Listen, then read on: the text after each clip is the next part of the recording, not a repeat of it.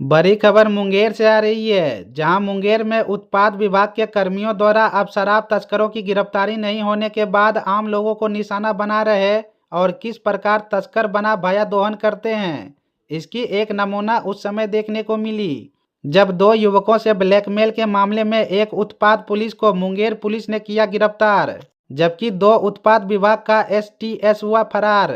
दरअसल मुंगेर में east colony थाना क्षेत्र से चाचा भतीजे के अपहरण और फिरौती वसूली मामले को पुलिस ने खुलासा कर दिया है। पुलिस ने इस मामले में विकास कुमार नामक अभियुक्त को गिरफ्तार किया है, जो मद्य निषेध विभाग में सिपाही के पद पर तैनात है। आरोप है कि विकास कुमार ने अपने विभाग के एक कर्मी के सहयोग और दो अन्य व्यक्तियों के साथ मिलकर दो युवकों का अपहरण किया और शराब मामले में फंसाने का भय दिखाकर उसके परिजनों से 16,000 रुपये की वसूली की।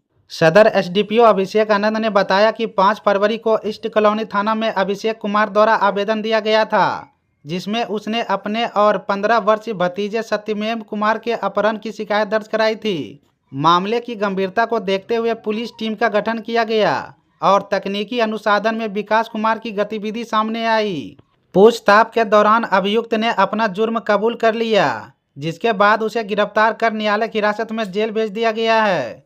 हालांकि इस कांड में शामिल मद्य निषेध विभाग के एमटीएस कर्मी नीरज कुमार और दो अन्य आरोपी अभी फरार है, जिनकी गिरफ्तारी के लिए छापेमारी जारी है। दिनांक 3 तारीख को ईस्ट कॉलोनी थाना अंतर्गत, जो कि सदर अनुमंडल अंतर्गत पड़ता है, उसमें दिनांक 3 तारीख को एक घटना घटित हुई, जिसमें कि एक अभिषेक कुमार नाम का युवक और उनका एक भतीजा सत्यमेव कुमार, उन दोनों को कुछ अज्ञात व्यक्तियों के द्वारा उनके घर से जब वो निकले थे, उस ईस्ट कॉलोनी थाना क्षेत्र अंतर्गत ही उनका घर है, जहाँ से वो निकले थे, वॉक कर रहे थे, तो उन लोगों को कुछ 4 अज्ञात लोगों के द्वारा उठा लिया गया। उन लोगों को उठा के बाजबरन रोक लिया गया और उनसे पूछताछ की गई और उनको बोला गया कि आप 50,000 रुपया हम लोग को दीजिए, नहीं तो हम लोग आपको नहीं छोड़ेंगे। और उन लोगों के द्वारा ये भी बताया गया कि हम लोग आप शराब चेकिंग कर रहे हैं और आप लोग इसमें पकड़ाए हैं। इस तरह का घटना घटने के बाद उन लोगों को लगातार 3-4 घंटे कुछ इस तरह का अभी तक जो निकल के आया, उसमें उन लोगों को अपने साथ घुमाया गया, पूछा गया उन लोगों से, और फाइनली उन लोगों के द्वारा, ये जो दोनों लड़के हैं, इनके द्वारा अपने परिजनों को कॉल किया गया अपने ही मोबाइल से और उनको बताया गया कि हम लोग ऐसे पकड़ा गए हैं। तो उनके परिजनों के द्वारा इन लोगों को लगभग 16,000 रुपए दिए गए, जिसके बाद इन लड़कों को छोड़ा गया। उसके बाद इन लोगों के द्वारा जब ये कंप्लेन थाना पे किया गया, तो तुरंत वहाँ के जो थानाध्यक्ष महोदय, उन्होंने अपने वरीय पदाधिकारी को सूचित किया और एसपी महोदय के निर्देशन में एक टीम बनी, जिसके बाद उन लड़कों से जो लड़के कंप्लेन किए, तो उनसे पूछताछ की गई और उसके साथ साथ वहाँ का फुटेज वगैरह देखा गया, जिसमें ये निकल के आया फाइनली कि ये जो 4 लोगों ने इन लोगों को पकड़ा था, उसमें से एक लड़का जो कि एक्साइज डिपार्टमेंट में सिपाही के पद पे कार्यरत है, उसमें से एक लड़का वो आइडेंटिफाई हुआ। उसको बुला के जब उससे कड़ाई से पूछताछ की गई, तो उनके द्वारा बताया गया कि उन्होंने अपनी घटना में अपनी संलिप्तता स्वीकार की और बताया कि ये घटना उनके और एक्साइज डिपार्टमेंट में ही एमटीएस के पद पे एक और युवक कार्यरत है, उसके और 2 प्राइवेट आदमी थे जो कि तथाकथित स्पाई थे। उन चारों के द्वारा इन लड़कों को पकड़ा गया, बंधक बना के रखा गया और उसके बाद इन लोगों के परिजनों से पैसे की उगाही की गई। और ये जो घटना कारित की गई, इसमें 2 मोटरसाइकिल यूज हुआ था, जिसमें एक अपाचे था और एक स्प्लेंडर था।